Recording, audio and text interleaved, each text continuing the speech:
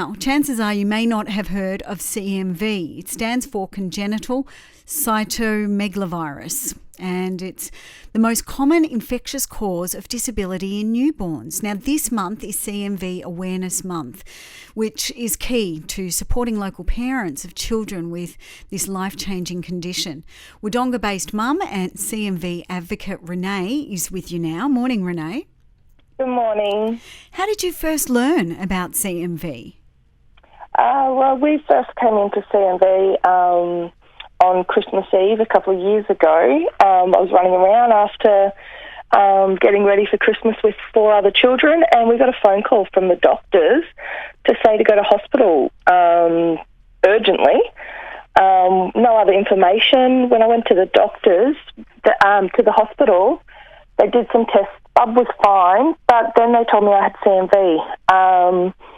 When I asked them what it was, no one could really tell me about cCMV. Now, I'm a childcare worker and worked in childcare and a nurse, and I hadn't heard about it either.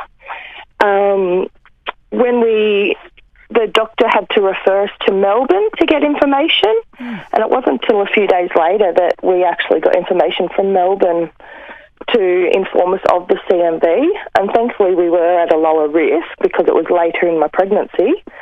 But it was still very scary to be 25 weeks pregnant and not know what cCMV was. Absolutely. And so, I mean, I guess as well that demonstrates just one of the things that you had to go through, which was not being able to find out in the local area, what was going on, and instead be referred to Melbourne. What did they tell you? What is cCMV? So cCMV is, as you said, cytomegalovirus. It's a common viral infection that most people get. Most people don't even show signs. If they do, it's just a bit of a cold flu-like symptoms. But when you're pregnant, it can actually pass through to the baby. And to catch cCMV is pretty much like a cold, just through contact of bodily fluids as urine, saliva, nasal mucus and that. In Australia, there's about 2,000 children born with congenital cCMV every year, and 400 of these, roughly, are born with lifelong disabilities, including epilepsy, hearing loss, intellectual impairment, cerebral palsy, and in some rare cases, death. Really scary stuff. It's really scary, and it's really scary that only 18% of women in the age bracket between 20 and 40 have even heard of cCMV, and only 10% of health professionals talk about cCMV with their antenatal care, unlike when you talk about food you should and shouldn't eat and that. So that's something we really need to be focusing on, is communicating this to parents and to mums-to-be, I guess.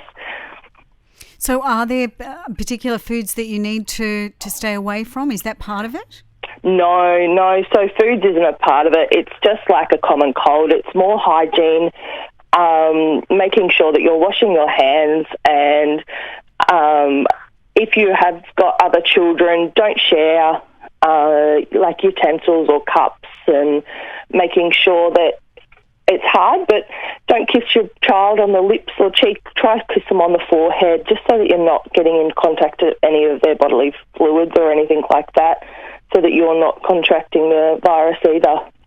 Gosh, I mean, that's really important information, because, I mean, it's one of the things, especially when you're feeding a child, it's very often you put it in your own mouth and, as well as feeding the child at the same time. It's just something that you do, right? Yeah, that's right. And even putting a dummy in your mouth, like how many of us do that? So that kind of thing we need to be aware of. It's really good information. Now, what about for you? What about your bub? We're very lucky. So Arlo's my 4th son, and he is 2 now. Thankfully, we are ticking boxes, and we're not on the severe side. We were lucky to contract it later in the pregnancy. It's more of a risk when you're earlier in the pregnancy or just before. We have just failed our last hearing test, although it's only on the lower side. But so far he's going really well, and he's going really well with his development, thankfully. Oh, good. Bless him. Well, thank you so much for explaining, this. That I will admit as well, Renee, I had never heard of CMV, but it is CMV Awareness Month, and, people like yourself getting that message out there is just so important. Great to speak with you. No worries. Thank you.